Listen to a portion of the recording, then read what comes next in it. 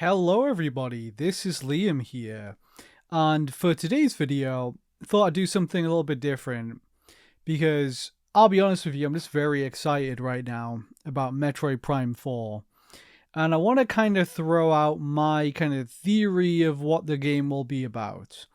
I'm going to talk about just this trailer in general. I'm going to go through this like frame for frame. We are going to do some game explainer shit here. And to be completely real with you, I have not checked so far to see if anyone has thrown this theory out there. I've not checked to see if, for instance, Game Explain or anyone like that has picked apart this trailer. So I'm just very excited. It's the day after the trailer came out. And yeah, I'm just going to go through it all. And then I'm going to tell you what I think is going on. Or maybe at some point as we watch this trailer through together, I'm going to tell you what I think is happening. So let's hit play. And let's see what we're going to go over first. Okay. So let's talk about this. Let's talk about the first thing we see, which is Cosmic Year 20X9. So the galactic calendar in Metroid, as I understand it, is something that they reference every so often. And I believe that Super Metroid, if I remember correctly, is set in 20X7. So this takes place after Super Metroid, which puts it later in the Metroid timeline. I don't believe that Metroid Dread and Fusion, if I remember correctly, they never established when exactly what year those take place in. So theoretically, this part that we're seeing in this trailer could take place as the most recent event in the Metroid timeline. Probably not. Generally, Prime up until now has taken place, I think, before Metroid 2. It's kind of confusing, all that. But anyway, all that is say, Cosmic Year 20X9 is after Super Metroid, which puts it relatively recently. If I'm guessing, this is before the events of Fusion and certainly Dread. Something quite significant happens at the end of Dread, so I'm guessing that this is before that. Although I don't really know. And the fact that it is 20X9 and they mention the time specifically, I think is relevant information. I think it is very relevant information to the theme of this game. And I think it ties into my theory about what this game will be about. They don't generally, in primary material with the Metroid games, like trailers or whatever, promotional material, make a big deal of the timeline. And this is the first time I can remember that in a trailer they've mentioned, like, this is the year this thing is set in. So what does that say to you? This is the first thing they showed us. I think that's very relevant information. It's important. And I think we may even visit other points in the timeline. So for this scene, they are establishing when it is set. And that's relevant information. Here's the thing with Nintendo trailers. When they show you stuff, they're very intentional. There's a great intentionality behind everything they show. They know that people are going to pick it apart frame for frame like I'm doing right here. So, Galactic Federation Research Facility. What are they researching? Let's get to that. Let's move forward a little bit. Let's just press play. Here we go. And the first thing we see here, I'm going to pause again. So this is Samus's ship. What looks like Samus's ship from Metroid Prime 3. So obviously this is after that. And we can see some space pirate ships up there, which we later see in the trailer, are allying with Psylocke to attack this facility. But for what reason? For what purpose? Well, we will come to that. So anyway, yeah, Samus comes out of here. Pretty standard. She's got the various suits. She's rocking the primary mastered look. And, you know, I've seen a lot of people speculate, is this on Switch 1? Is this on Switch 2? This is pretty obviously on Switch 2. Sorry, Switch 1. It's pretty obviously on Switch 1. I mean, it could be multi-platform, cross-gen, something like that. But this footage we're seeing right here, this is running on the Switch 1 easily. If you've played Prime Remastered, you know that Retro Studios, they can cook. This trailer, by the way, I'm watching the uncompressed version right now. And when you see it, it will have gone through YouTube's compression again. But I highly recommend, if anyone's like really interested in Prime 4, go download the uncompressed trailer. I'll put it in the description from Nintendo's like press section, and you can get it, and it looks just absolutely crazy. But yeah, a lot of speculation. Is this Switch 1? Is this Switch 2? I've seen a lot of people suggest that the Switch can't do this. Well, go play Prime Remastered and you will see that you're wrong. It looks exactly like this, but obviously this is new environments. And yeah, interesting. First off, we're seeing the new hoods. Samus hasn't got any kind of crazy, new items here yet. This is very standard Samus, inventory. Start of the game. This is a lot like Prime 1 when she appears on the frigate Orpheon and fights Meta Ridley. And she just has the basic loadout. She's got the Morph Ball Bomb, Missile Launcher, right? Charge Beam, as we see. She got the Charge Beam, I think. Maybe she uses the Charge Beam. Yes.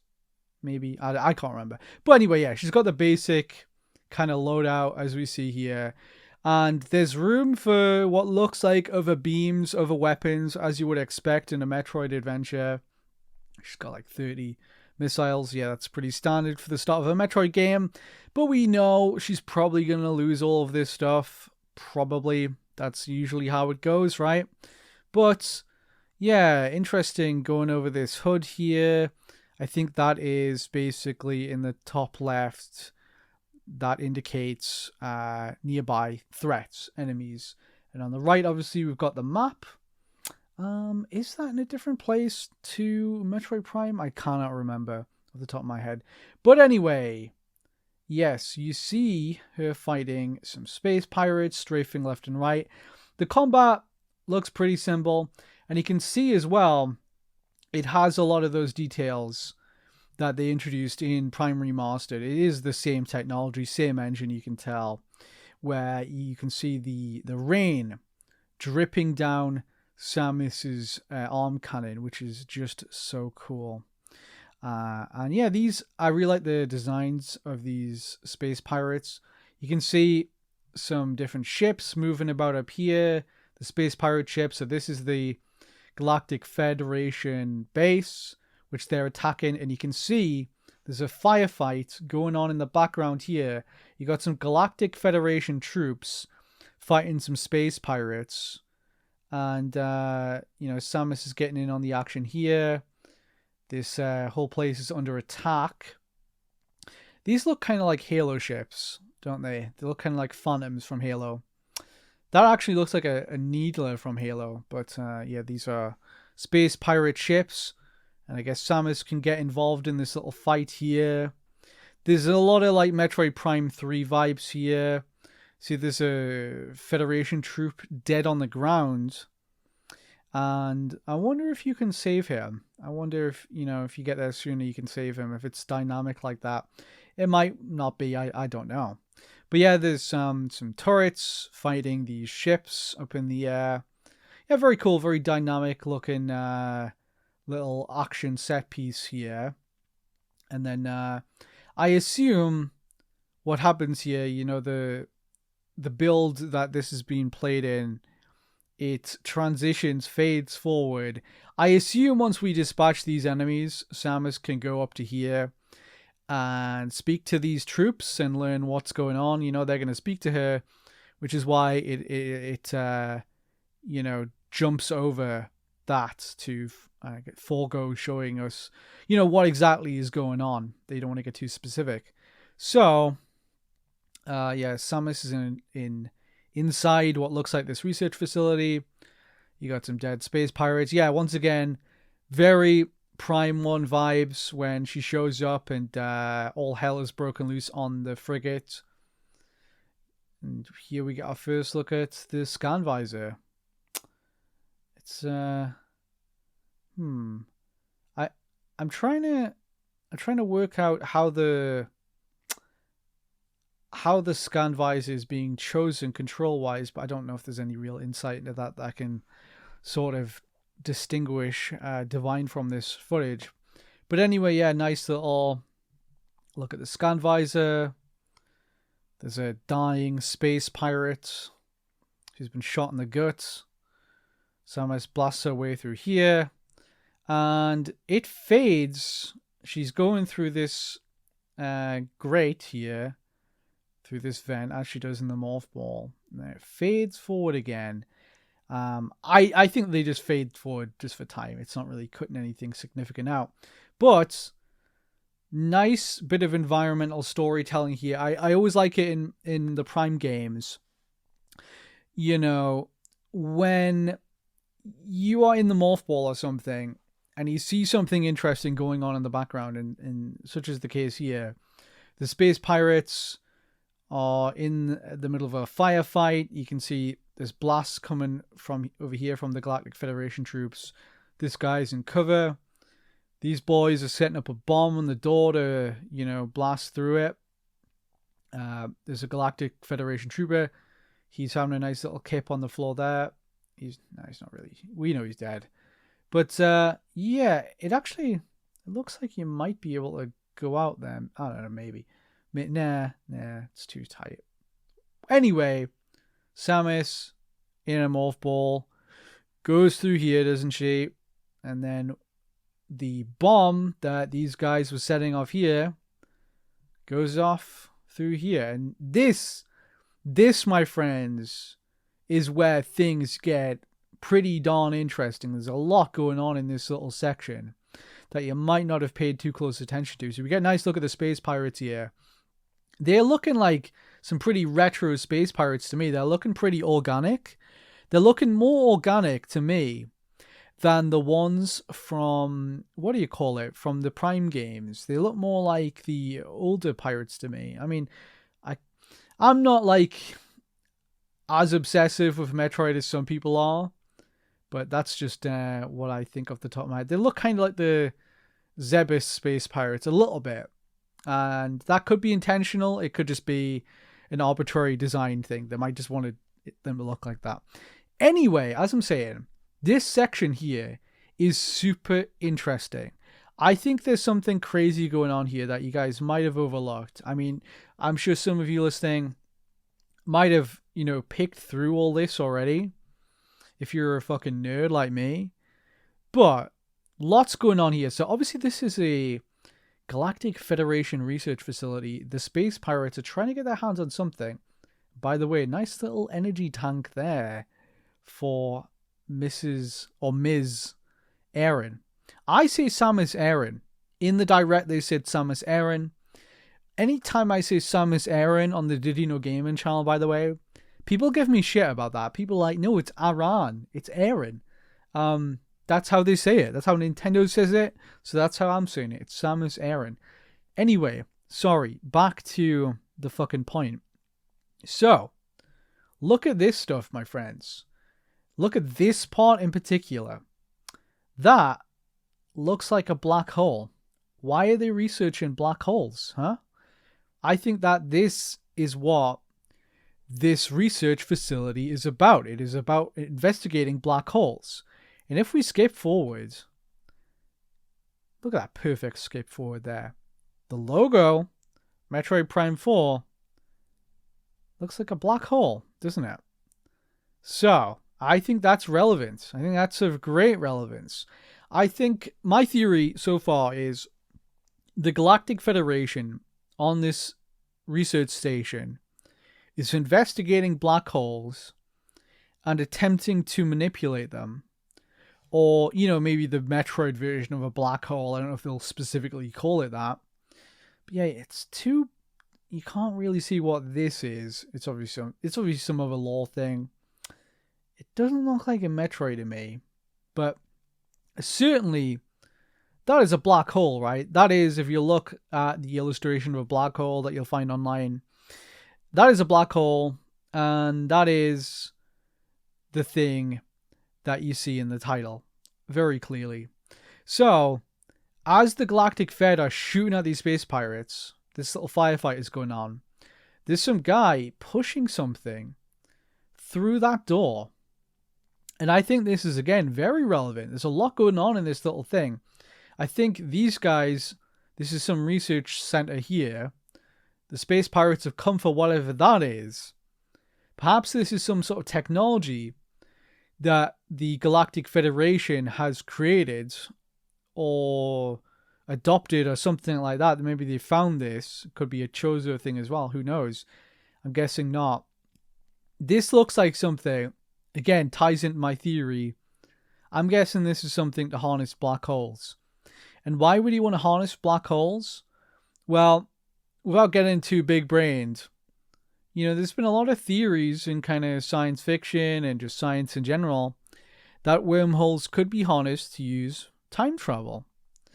And that's what I think is going on here. I think the theme of this game will be to do with time travel. And I think that this research facility is to harness black holes for time travel. That's what I think is going on here, folks. We're looking, we're going through the looking glass here. Big brain stuff. So, yeah, next scene. Let's keep going. It's one of those, what do you call them? Space pirate dropships come through the roof. And again, we get a nice little look at them. Again, they're looking very organic. So, time travel, again, what if these are kind of older space pirates before they, modified themselves more and became more kind of geared up? That's a theory. That's a theory, maybe. I don't know. Don't know about that part. But it is interesting to me how different they do look, right? They do look different from the other ones in the game that I remember. And then, the money shot, right? We see Samus roll over. There's a big explosion. And space pirates come out with Psylocke. So there's a fucking lot to break down here. My God. The Game Explain boy is going to be busy. So, just first frames of this. Kind of interesting. You can see like a Galactic Federation ship that looks like a fighter jet. I don't recognize that ship at all. But I'm guessing that this is like some Galactic Federation fighter. It looks like some sort of, like an Earth fighter jet. But, yeah, maybe that's what they're going for. I don't know. But, first thing I noticed here is that the way Samus rolls is super well animated. I love Prime Remastered. I mean, all of this, the animations, looks so good. And, I love Prime Remastered, but the animations are the same. And this is the first time in a long time that we've seen a Metroid game, a Metroid Prime game from Retro Studios. And you can see just the way it's animated. Might be using motion capture even, I'm not sure. Looks a bit mocap-y to me. But yeah, the way they animate is so lifelike compared to the old games. But yeah, lots to break down here. So that is Psylocke from Metroid Prime Hunters, who's allied himself with the space pirates. And he's got 2 Metroids there. And if I remember correctly, in the ending of Metroid Federation Force, you see that Psylocke hatches and takes 1 Metroid. And it looks like that Metroid has multiplied.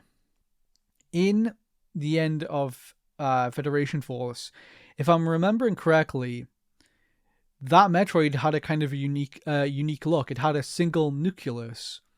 And in Metroid Prime, I believe they have multiple nucleuses, or whatever the plural of that is. So these are unique Metroids. Maybe they multiply via mitosis, these ones, and that's how he has 2. To kind of establish that time has passed since, since Federation Force. But yeah, Psylocke has got a new look here. He looks different from how he did in Prime Hunters when Samus first met him. And we've always kind of not really known what the deal with Silux is. We know from kind of the Metroid Hunter's lore that he doesn't like Samus, he doesn't like the Federation, and we don't really quite know why, but I think the lore is that he harbors a deep resentment for the Federation and, by extension, Samus.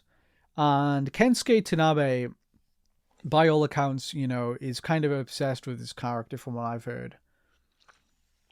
I'm just going to take a quick drink of water. And so he's got 2 Metroids. It looks like the same suit from Prime Hunters, which, if I remember the lore correctly, this was a suit he stole from the Federation. I might be misremembering that, but there was definitely a character for whom this was the case. I believe it was Silux. Silux stole his suit from the Federation and his weapon.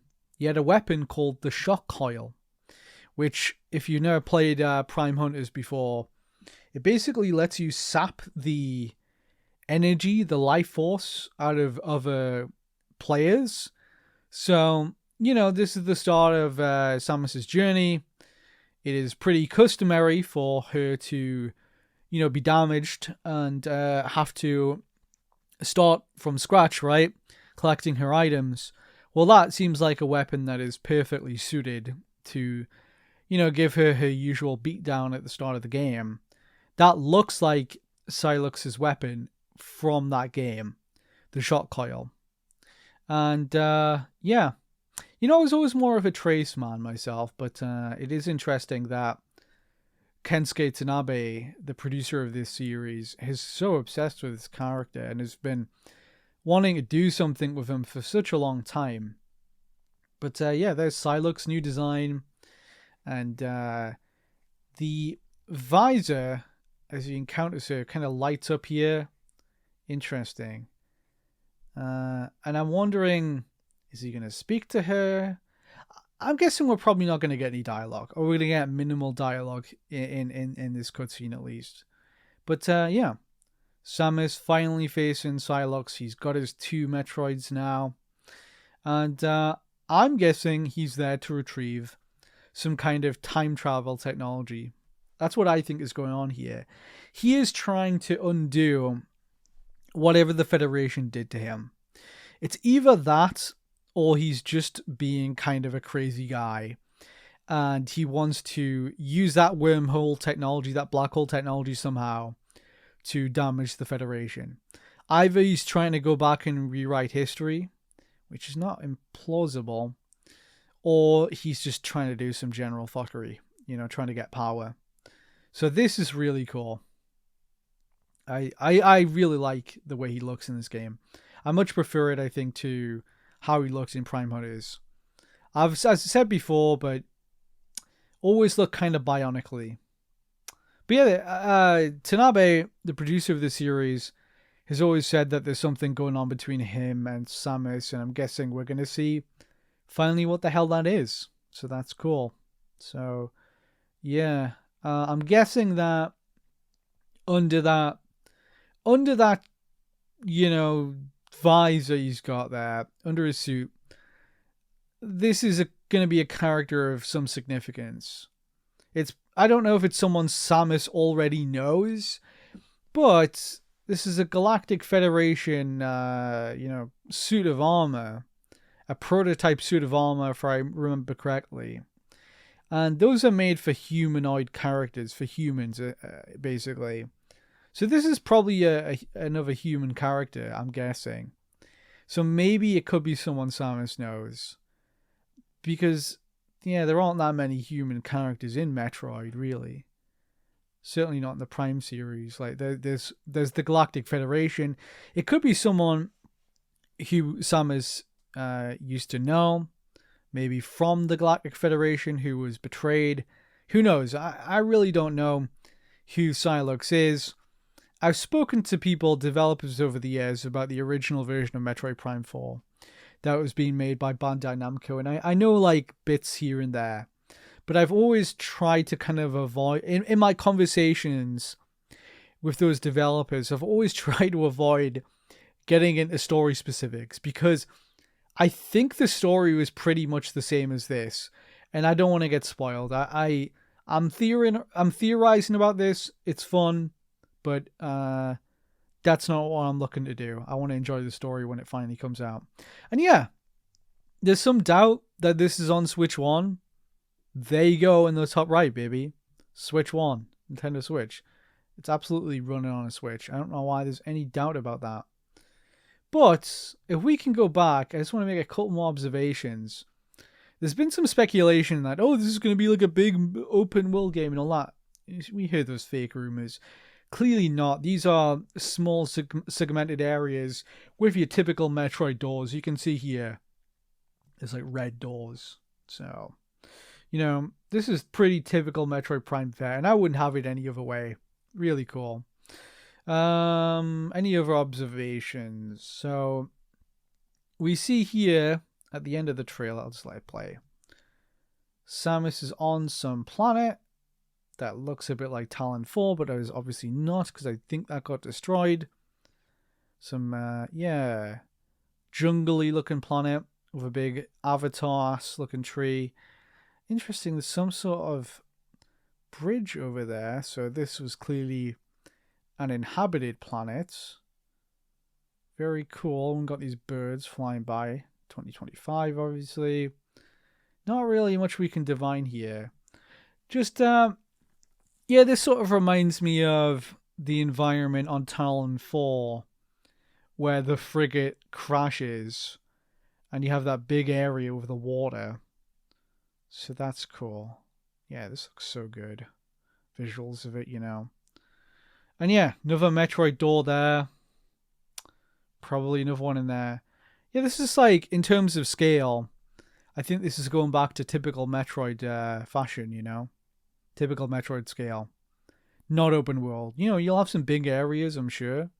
Like all Metroid Prime games have. But what I think that this area establishes is really interesting, because I think this is clearly... Oh my god, I'm sorry, I'm going too fast. I think this is a different planet to the one we see her land on earlier. Just the sky looks completely different, if I'm guessing, right? Who knows? But yeah, this is looking very cloudy. Just looks different. If we go and examine the skylines, they're completely different. Here we can sort of see the stars. There's like a star system above her. It's less cloudy. So what I think that establishes is we're going back to kind of like a Metroid Prime 3 kind of setup, because in that game you had a galaxy you could explore. You could go to different planets, and that I'm kind of guessing is what we're doing here. We have at least two different planets. We have wherever we start with this Galactic Federation place.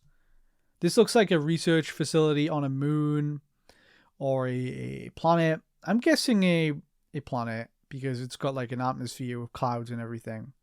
I'm assuming these are two different planets. I don't know. They could be the same place, just in a different location. But I think it's safe to say, like, we've got Samus's ship there. The ship isn't crashing down, right? It is landing safely. So I'm guessing that what will happen here is that we do whatever happens on this planet happens, and then we go to a different planet in search of whatever we're doing. Maybe we're heading after Silux. Maybe Silux is gonna steal whatever technology we saw in this section, and we're gonna go after him. You know, just a little theory. Just kind of throwing out stuff here. But yeah, I'm expecting this is gonna be pretty typical Metroid Prime, but we'll adopt the Prime 3 multi-planet structure that we saw in that game. And that's fine with me, you know. I think that's all cool. I like being able to interact with Samus's ship. And it would be very cool if we get to fly it. That's something they wanted to do back in the Prime 3 days, and I remember Tanabe said no, so maybe he'll let us. In this trailer, they don't really establish a lot of new stuff. It is very intentionally vague, I think.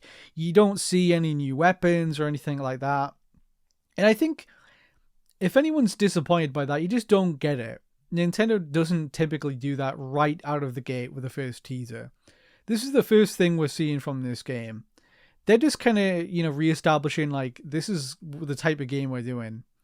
And I'm sure in subsequent teasers and trailers they'll get into, especially when they show raw gameplay, Samus is absolutely going to have some new gear. And if I had to guess, right, maybe what her new abilities are in this game, her new repertoire, is something to do with time distortion, time shifts. There's a famous level in Titanfall 2 where you get a device, and when you press on that device, it changes the timeline of your environment. So you can alter it, kind of like the light and dark world from Zelda. Maybe they're going to do something like that. Maybe this device even that Sylux is after, seemingly, the space pirates, maybe that is something Samus can equip to alter time. And, this is a big theory that I am positing here. I am pretty confident in it, not just because of what we see here. We see the black hole kind of graphic, right? But I looked this up, and in 2015, Kensuke Tanabe talked about a mechanic similar to this. I'm such a nerd that I remembered this. But basically, there was an interview about 10 years ago where Tanabe was asked about what he would do next with Metroid. And I think this was after Federation Force. And he said, let me read you this quote. Some of it might hold up, some of it might not. But he essentially talks about how he wanted the next game to focus on the relationship between Sylux and Samus. So this is what he said. He said, so it was Sylux, another hunter from Metroid Prime Hunters, at the end of Metroid Prime 3. Personally, I'd like to create a story centering around Sylux and Samus. We've done a story based on the Hunters, and this time around we're going to do a story on the Galactic Federation, he said, referring to his new 3DS game. I would like to see the two cross over more in the future, and of course see a little more of Samus.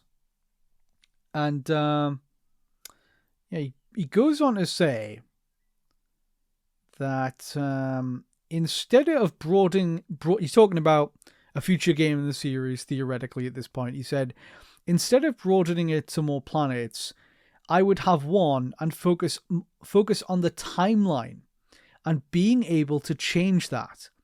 That's one interesting idea I have in mind. But I understand many people thought that Echoes was too difficult. So, in Metroid Prime 2 Echoes, there is a light and a dark world that you switch between. And I think Tanabe, back then, was getting on a mechanic very similar to that, where you switch between two different environments, on the same planet. And I'm guessing that this planet we see here could be where that idea manifests. So we're seeing black holes, right? Black holes, time travel. Tanabe already talked about a mechanic where you change the timeline in 2015. And here we are, nearly 10 years later. The signs are all there. We got the wormhole. The black hole, I mean. What else could that mean? I think this means time travel, baby. Time travel in a fucking Metroid game. Or something along those lines. I don't know if you call it time travel or time distortion. I don't know. Seems to me like time travel is on the cards for our girl here. And I'm trying to see if there are any other last little details that I can pick apart out of this. But I don't really think that there are. What can I say? It looks like a fucking really cool game. And I'm so excited about it. Yeah. Looks cool. If there's anything I've missed, guys, let me know. I'm a big fan of this new HUD. I think it does look pretty damn good. Different from the old games. Certainly. Yeah. But it looks nice. I'm guessing this is prototype stuff. It might not be final. But yeah, all looking good to me. Looks like classic Metroid Prime with an interesting new premise. And yeah, wormholes, guys. Or black holes, rather. Something different, isn't it? Black holes. It's all about the black holes in this game, I think. So, yeah, could that be a star map? Could that be the... Just thinking, could this be the, like, galaxy that we're in right now? And, like, this could be one of the planets that we go to? Of course, that contradicts... You know, I said earlier that maybe that these are two different planets. In 2015, Tanabe said that he would focus on one planet. So maybe this is one planet. Or it could be the case that it's a Metroid Prime 1 situation where, you know, you initially start on one location and then you just quite quickly progress to the main location, like Talon 4, right? Maybe this is our Talon 4 right here. That could be the case as well. I don't know. I don't know what I prefer. I like both approaches. I mean, I love Prime 1. That's my favorite. But hey, let Tanabe and the boys cook. Let Retro cook. I'm sure whatever they do is going to be fantastic. So I don't know if I have a preference there. I just kind of like the idea of giving us a section where we can finally fly Samus's ship. I know that might be a bit kind of different for Metroid. It seems like the type of thing Tanabe does not want to do. I would just like to see it because it would be something really different. To maybe do some dogfighting or something, right? Maybe do a section kind of like Starlink outside of the planet where you can, you know, you have to manually fly to the next planet. Something like that. A Star Fox kind of, you know, adventure style transition thing. Where you go through some asteroids and shoot some stuff up. I'm sure Nintendo is like, no, that's stupid. Don't do that. So, I don't know. Anyway, yeah, that's been a bunch of theories. I hope you guys have enjoyed listening to this. And let me know your thoughts on everything I've said, because I feel like I'm onto something here. And yeah, this has been a very rambly video, and I'll catch you guys later. Goodbye.